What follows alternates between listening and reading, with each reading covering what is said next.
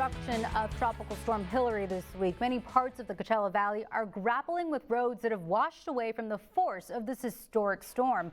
Local leaders just wrapped up a press conference in Palm Springs to secure money for a bridge through the wash. This after they reviewed the damage along North Indian Canyon Drive from Tropical Storm Hilary. News Channel 3's Jake Ingracia is live there now with the latest estimate on when this high traffic road will open, and it's not looking good. Jake.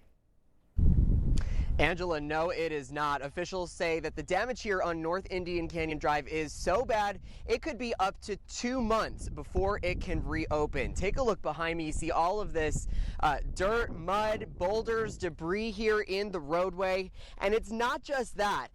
There is about 4 feet of mud on the road, water still flowing across here, and underneath it, there is structural damage to the asphalt and different utility lines. Officials today point out that Indian Canyon is one of the most important arteries in the valley, not only because it's one of the few ways into Palm Springs, but also because it connects anyone living north of the freeway, like in Desert Hot Springs or other areas, to Desert Regional Medical Center and its trauma facility. When Indian Canyon is closed, like it will be now for at least weeks, local leaders say it can add 15, 30, even 45-minute delays to the hospital at a time when every second counts. They are now using this opportunity to renew calls for state and even federal funding for a $50 million bridge across the Indian Canyon Wash that would prevent these road closures.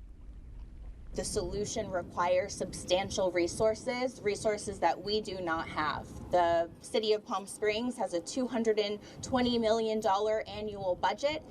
We cannot fund this project ourselves or with these small cities that are here today. Even through our regional collaboration, we do not have the resources that it takes, and it's going to take significant state and federal investment. So we're here today to commit to this project being completed, to fight for our residents who deserve safe access to school and work and a hospital. And officials say the application for that funding has now been submitted to Sacramento. We should have an answer on it by November. And I'd like to briefly note that almost ironically, the driver of a Porsche was stuck in the mud behind that press conference. He had gone around the southern barricades on Indian Canyon Drive only to become trapped in mud flows, getting a tow truck driver this morning to pull him out. Angela demonstrating for us right there why it is so important to obey these barricades, and they are going to be here for a while. Back to you. Yeah, we have seen so many people ignore those barricades going around those signs. We do want to warn you. City officials say you could face legal action if you do that. Thank you so much for being out there for us, Jake.